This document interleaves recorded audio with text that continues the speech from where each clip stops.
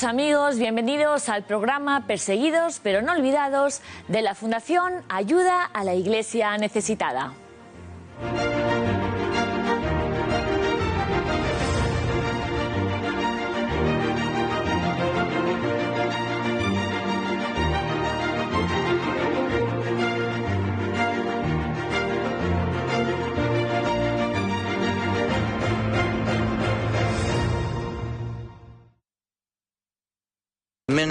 O te conviertes o te decapitamos.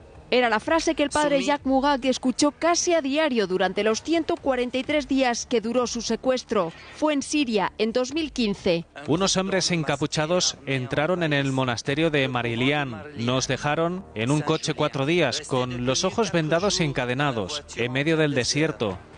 4 largos meses encerrado y amenazado. Su fe era su única fuerza. Me abandoné al Señor, me puse en sus manos para alcanzar la libertad. Escapó un 10 de octubre. Hoy trabaja con los refugiados del Kurdistán iraquí y pide ayuda y oración para lograr la paz en Siria.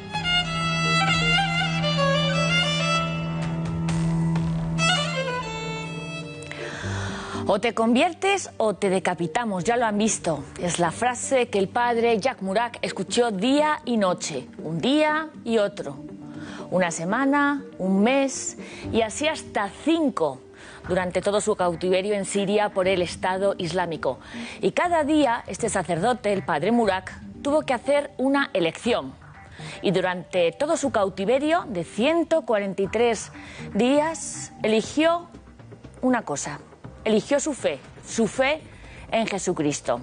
Estaba solo, encerrado y con una presión física y psicológica enorme, pero en su cautiverio por el Estado Islámico, el padre Murac era un hombre libre. Libre para optar día tras día por Jesús en vez de su propia vida.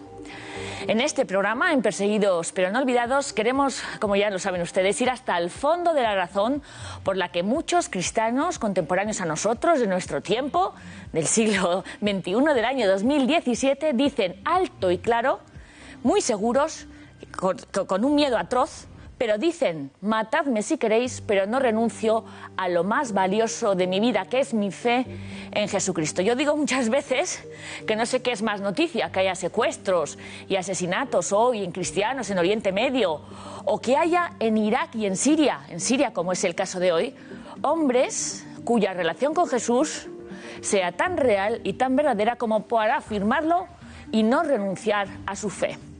Y amigos, los que nos están siguiendo esta mañana en este programa Ayuda a la Iglesia Necesitada tienen hoy el privilegio de conocer a uno de esos hombres que ante la opción de morir o negar a Jesucristo pudo llegar a elegir la muerte.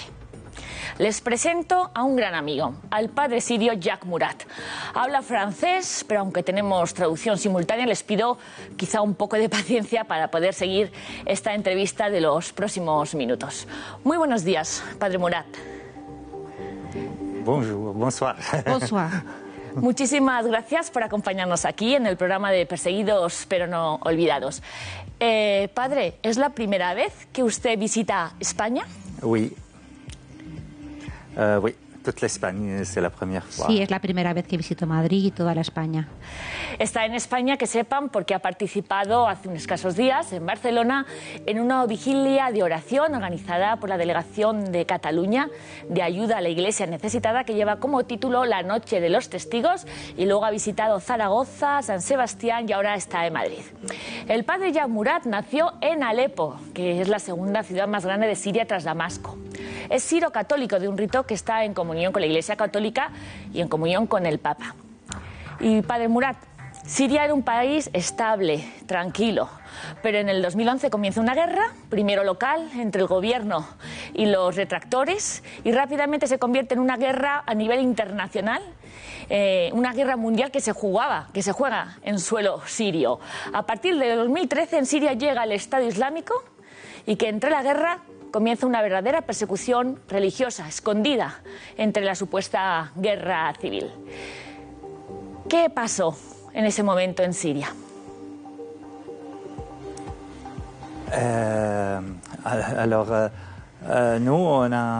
Nosotros estábamos sorprendidos de toda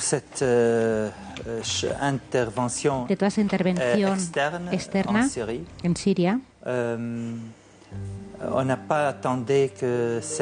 No nos esperábamos que esta guerra se hubiera desarrollado de esta forma tan terrible, tan dura, tan sufriente, tan dolorosa, como se está desarrollando hasta hoy en día.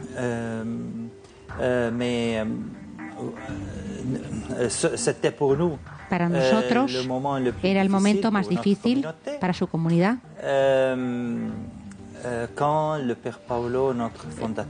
El momento más duro fue cuando el padre Paolo, nuestro fundador italiano, fue secuestrado por el Estado Islámico en julio de 2013.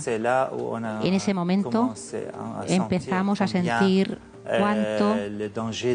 cuánto era el peligro que este grupo era verdaderamente terrible y difícil. Y por supuesto, contra las masacres que llevaron a cabo, era siempre un acto de sufrimiento, una razón de sufrimiento, de nuestro sufrimiento. El 21 de mayo de 2015 llegó el Estado Islámico, esos terroristas, a su monasterio y fue cuando le secuestraron, padre. ¿Qué pasó? Un grupo de 6, 8, 10 personas, no les he contado, entraron a las 2 de la tarde en el monasterio. Iban enmascarados, armados, y en silencio, de repente, en un minuto, quizá menos, entraron en su cuarto y le cogieron. Y conmigo, con un postulante que vivía conmigo, y nos metió en nuestro coche, en el coche del monasterio, y arrancaron con una rapidez enorme. Fuimos hacia las montañas, cerca de Cariatén, de la ciudad de Cariatén, y estuvimos allí 4 días, encadenados, vendados en el maletero del coche. No nos podíamos mover ni andar. El 5.º día, el día de la Anunciación, han lanzado el coche y nos han llevado a Raqqa. Pasamos todo el día en el desierto, estábamos vendados y sentía el desierto, sentía ese espacio.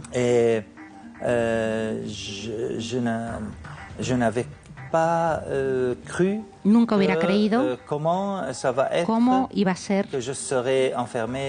estar encerrado en un pequeño cuarto. No era fácil aceptar ese resultado, esa situación. Pero durante esos pensamientos, durante esos momentos difíciles en el coche, o en cada entrada del Estado Islámico, que son kafara, los yihadistas que estaban en el checkpoint, en las barreras, se dirigían hacia ellos, se reían de ellos, decían palabras muy duras, muy fuertes. Pero el buen Dios nos ha sostenido en silencio. Y en la oración me ha ayudado mucho en ese camino, sobre todo el rosario. Ahora vamos a hablar qué le sostuvo, qué le mantuvo en pie, padre. Pero desde el momento en el que le encerraron en el maletero y le mandaron primero a una celda en una prisión, usted ha llegado a decir que se ha sentido más acompañado que nunca. ¿Cómo es posible eso, padre?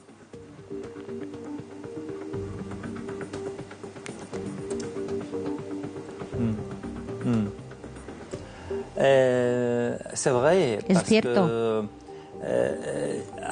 Porque antes nunca me sentía, nunca había sido una experiencia tan próxima de nuestra madre como en ese momento. Sí. Su presencia la podía tocar, casi la podía tocar.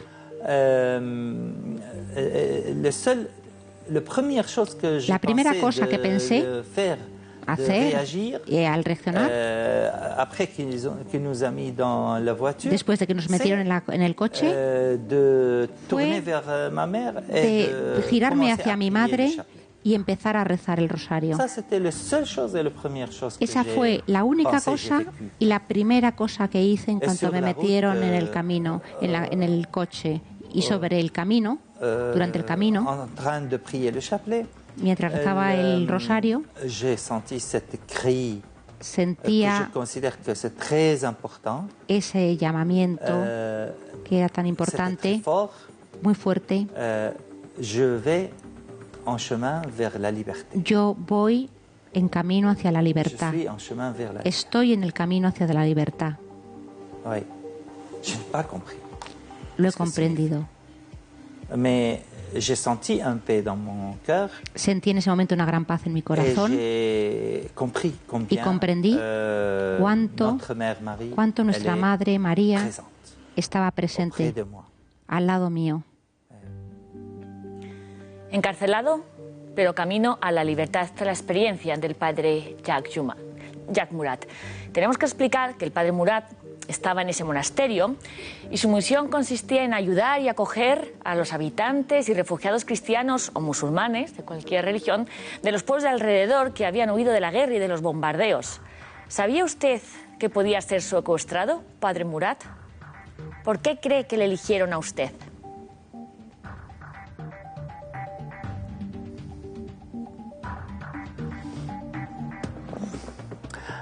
En efecto,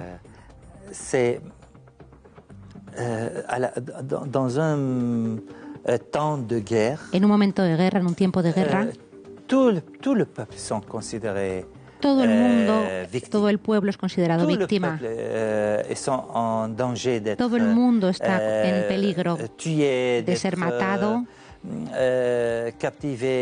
cautivado, cogido prisionero, sin ninguna razón, sin ningún motivo, sin ninguna condena. Eso es lo que se pasa en Siria, así es. Y soy uno entre miles de víctimas, de prisioneros, de secuestrados. No es extraño.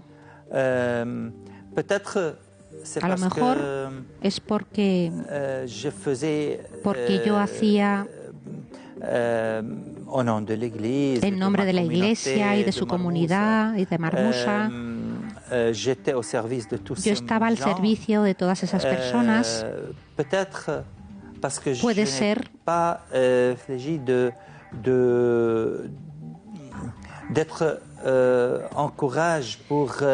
quizá porque yo un vrai engagement de la communauté locale avec l'aide des musulmans, des muftis, quizá porque ayudaba a la comunidad musulmana para ayudar a la ciudad que estuviera en paz. Hay muchas razones, pero al final, para el Estado Islámico, yo soy responsable de un sitio blasfemo, de un lugar impuro. Y a mí, como me han dicho, yo soy el maestro de los blasfemos. Y porque además el padre Murat tenía una relación muy interesante, muy cercana con toda la comunidad musulmana de su ciudad. Y este es un punto muy importante, porque el padre Murat fue secuestrado por el Daesh y además es un auténtico convencido del diálogo interreligioso. Cree el padre Murat que es posible el encuentro con el Islam. Trabajaba por ello antes de su secuestro y ahora que está liberado también. Entonces, en este punto nos va a hablar ahora Sandra Várez, de la relación que tuvo el padre Murat con el padre Deloglio, un religioso que fundó una comunidad centrada precisamente en este diálogo religioso, interreligioso, hasta que el Estado Islámico lo secuestró en 2013. Sí, ¿qué tal? El padre Deloglio es un sacerdote jesuita italiano que en 1992 inició la comunidad espiritual ecuménica Al-Khalil, que significa amigos de Dios, que promueve la ayuda a los más necesitados y el diálogo entre el cristianismo y el islam. El padre Deloglio se convirtió en un personaje incómodo para el régimen de Bashar al-Assad al denunciar el derramamiento de sangre y proponer una solución pacífica y de diálogo a las revueltas populares de Siria, por lo que el gobierno decretó su expulsión en el año 2011. Durante unos meses vivió en el Kurdistán y en el año 2013 volvió a Siria, donde trabajó por la liberación de un grupo de rehenes en la ciudad de Raqqa. Durante esas negociaciones con los rebeldes en el verano de 2013 se perdió su rastro, por lo que se sospecha que fue raptado por un grupo de extremistas islámicos cercanos a Al-Qaeda. En agosto de 2013, una web árabe aseguró que el padre Deloglio había muerto. Sin embargo, la ministra de Exteriores de Italia no fue capaz de confirmar ni desmentir la noticia, pero los católicos de la zona no pierden la esperanza de que siga con vida. Posteriormente, en 2015, los rebeldes destruyeron el monasterio de Irmalenian, que el padre Deloglio había fundado para su comunidad ecuménica. Ayuda a la iglesia necesitada está colaborando en su reconstrucción. Todavía hoy, a pesar de las dificultades, esta comunidad continúa su misión de construir puentes entre cristianos y musulmanes. Padre Murat, usted es de los que se creen que el diálogo con el Islam, aunque difícil, es posible. Aquí en Europa cuesta entenderlo y usted va a dedicar su vida a esta misión. ¿Por qué?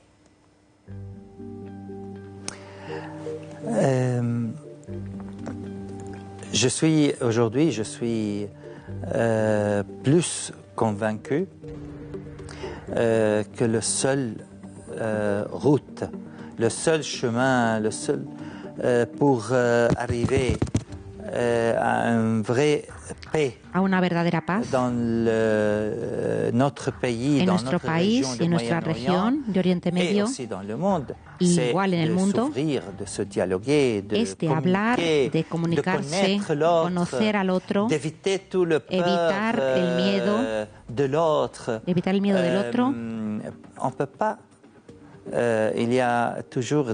Siempre hay estados que tenemos que seguir. Si no nos encontramos, no nos podemos conocer. Si no nos conocemos, no podemos querernos, no podemos entrar en relación, no podemos construir algo juntos. Eso es lógico.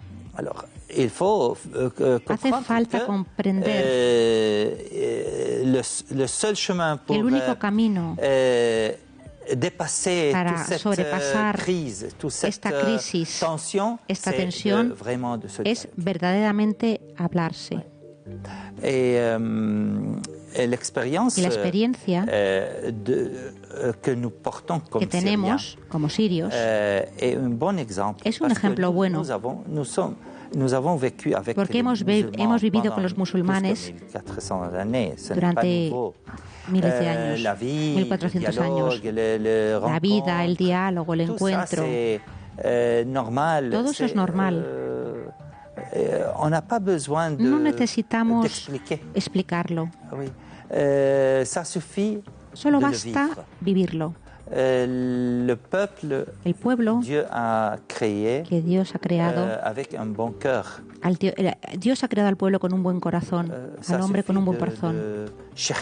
Solo basta buscar ese buen corazón en el otro y no juzgarle. Por eso estoy allí. No hay que juzgar. ¿Cómo podemos construir una vida juntos si cada uno busca lo malo del otro y lo combate? Así no funciona.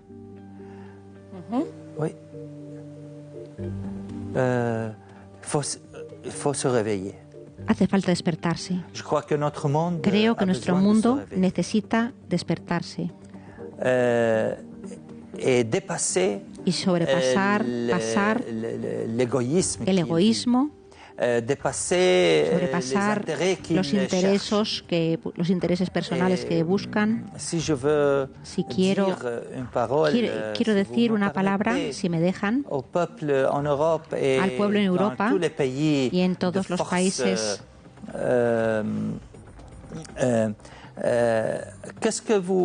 ¿Qué buscáis detrás del poder, la riqueza, el confort?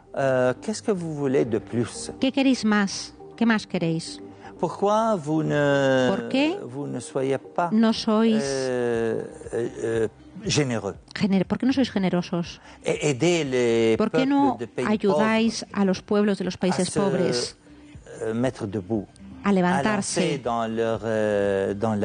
avanzar en la vida, a renunciar a la pobreza, a salir de ese torbellino de violencia donde viven? No funciona. No podemos seguir así. Bueno, vaya consejos, Padre Murat, que miremos al distinto, al musulmán, con otra mirada, que miremos lo que nos une, no lo que nos separa, y que aquí en Europa seamos más generosos y ayudemos a los que lo están pasando mal. Un mensaje del Padre Jacques Murat, secuestrado por el Estado Islámico, por el Daesh en 2015 en Siria, que desde luego tomamos nota. Sepan que el Padre Murat rezaba a escondidas en el monasterio Marelian, como los primeros cristianos de hace 2000 años, cuando llegó Santo Tomás, con miedo a que no les persiguieran, que no les descubrieran los terroristas del Estado Islámico, con una pequeña comunidad. Y también sepan que en un momento dado, gracias a Santa Teresa, logró ponerse en pie en un día de rabia y desesperación, cantando el Nada te turbe, nada te espante del Padre Jacques Murat. Son experiencias que nos ha compartido en estos días aquí en España, que ha venido gracias a ayuda a la Iglesia necesitada, y que le agradecemos de corazón su misión, y que Dios le bendiga a usted y a todos los cristianos de Siria, Padre.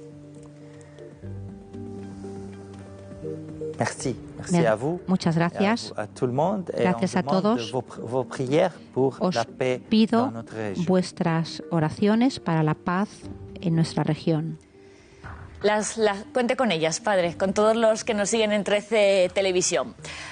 Bueno, además del Padre Murat, no nos queremos olvidar de la actualidad aquí en este programa, y mañana lunes el Papa Francisco va a comenzar un viaje a Bangladesh y a Myanmar, donde va a permanecer hasta el 2 de diciembre, como ustedes saben. La Iglesia Católica en estos dos países de Asia es minoritaria, son un pequeño rebañito, y precisamente por ello el Papa Francisco quiere ir hasta allí para acompañarlos y animarlos. Como digo, son muy pocos, con muchas dificultades, y el Papa, como un padre, no los olvida. La primera parada del Papa Francisco será Myanmar, un país de 51,5 millones de habitantes, en el que la mayoría de la población es budista y en el que los cristianos representan el 7,9%. En los últimos años, este país, la antigua Birmania, se enfrenta a varios retos relacionados con la libertad religiosa. Por un lado, el aumento del nacionalismo de carácter religioso, que ha llevado desde 2012 a una escalada de intolerancia con determinados colectivos, como la población rohingya de mayoría musulmana, a la que se le niegan los derechos de ciudadanía. Por otro, acabar con la guerra civil entre el ejército y las nacionalidades étnicas, que son de mayoría cristiana. En 2015 fue nombrado el primer cardenal de nacionalidad birmana, Charles Maungbo, considerado uno de los más valientes defensores de los derechos humanos en el país. Seguiremos pidiendo, en nombre de todo el país, lo que hasta ahora ha venido haciendo ayuda a la Iglesia necesitada, asistiendo a los pobres, a los misioneros, trabajando por la evangelización con Biblias y con infraestructuras como construyendo iglesias, conventos y casas sacerdotales. La segunda etapa del Papa será la visita a Bangladesh, un país de 170 millones de habitantes de mayoría musulmana y en el que los cristianos son tan solo 300.000. Por eso, para esta minoría, la visita del Papa es un auténtico honor. Cabe completamente dentro de la política, digamos, de la manera de hacer de Papa Francisco, ¿no? Poner la periferia en el centro, ¿no? Aquí en Bangladesh son muy conscientes de que los días que venga aquí el Papa, Bangladesh de alguna manera va a estar en los periódicos de todo el mundo, ¿no? Entonces, sí lo agradecen, ¿no? Los musulmanes pues ya agradecen también esto, de que de alguna manera el Papa ponga Bangladesh en el mapa, ¿no? El misionero español Eugenio Sanz vive en Bangladesh desde hace 10 años y trabaja con las familias y los jóvenes de las plantaciones de té, gente muy pobre que no puede permitirse el viaje para participar en los encuentros con el Papa.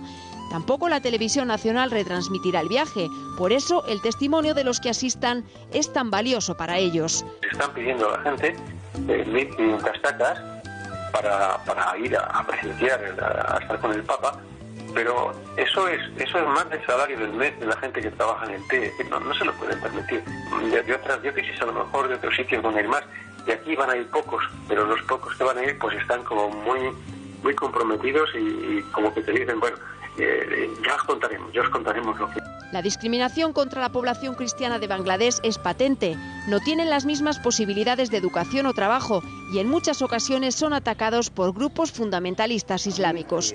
Por eso, para ellos, este viaje llega como un torrente de esperanza. Para un grupo tan minoritario, por el que muchas puertas están cerradas, es como un apoyo, ¿no? Es sentirse apoyado, no estamos solos. El gran Papa, el gran jefe de los cristianos va a venir a vernos y a estar con nosotros, aunque sea solo 3 días. Una visita que incluía una tercera etapa, la India, pero el gobierno de Delhi no ha dado la fecha y finalmente no ha podido organizarse. Nos despedimos rápidamente. La semana que viene seguiremos hablando de Siria, del país del padre Murat y de los testigos de nuestra fe que permanecen allí. El próximo domingo nos visitará una familia de Alepo, la ciudad natal del padre Jack Murak. Más información sobre la vida y misión del padre Murat en nuestros hermanos de Asia y del mundo entero que siguen firmes en su fe, pues lo pueden encontrar en la página web de Ayuda a la Iglesia Necesitada.